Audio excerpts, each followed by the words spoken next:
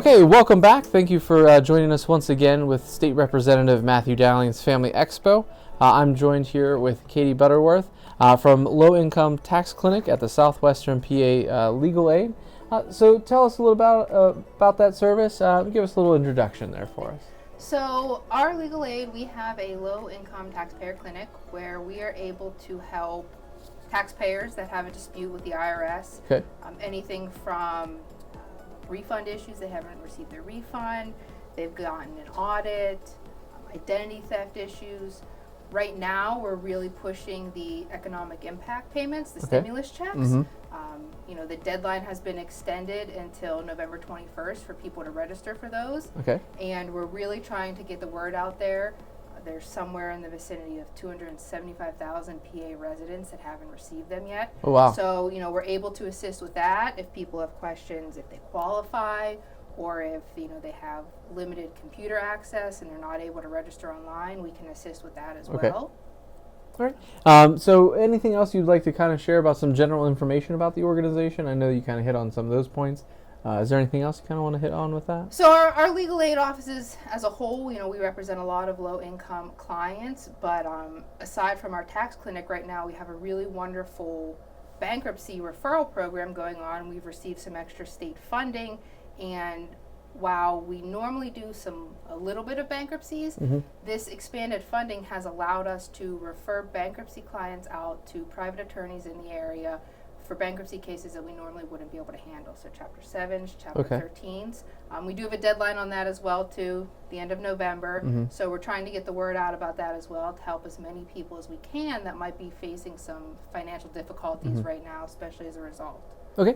And what are some of the typical clients that you would potentially see? And you've mentioned a couple times low income. What would be or what would fall into that category as low income with that? So for most of our services, if it's individuals that fall under 125% of the poverty line, okay.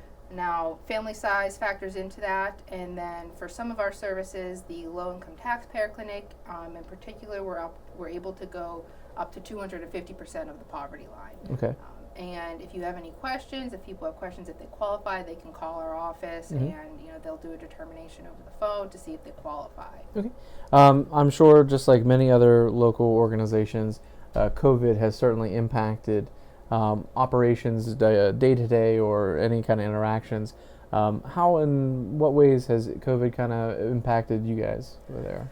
So we are working remotely for the most part. Okay. Our offices are all open, but we are not seeing clients in our offices. We're doing everything telephonically or video chats, but we are answering the phones all day. Our normal hours and hearings and court appearances and everything like that are at this point back to normal. Okay. But we are handling most of our client interactions over the phone right now. All right. And as far as with state government, has there anything that has impacted you guys, as long with state government, anything along those lines? So we have received some extra funding through some of the state government programs, both for the bankruptcy program that I mentioned and also for remote work and other kind of state fundings as a result of the virus. No, you did mention there, you said there's a couple deadlines as far as with the stimulus checks. What are those deadlines there again? The deadline for the stimulus check is now November 21st, and the deadline for our bankruptcy referral program is November 30th. Okay, yeah, because we have received a couple calls about that, so I'm sure that's something that the constituents watching this are definitely going to want to know about. Anything else you kind of like to share, and if not, what would be some ways that people can get in contact with you? So we do have local numbers for all of our offices. We also have a 1-800 number, and our taxpayer clinic has its own website. It's www.pataxhelp.org. And then our legal aid has its own website as well. It's spla.org. Okay. All right. Once again, thank you for joining us, and please stay tuned for more videos and the rest of our event that will be coming up here shortly.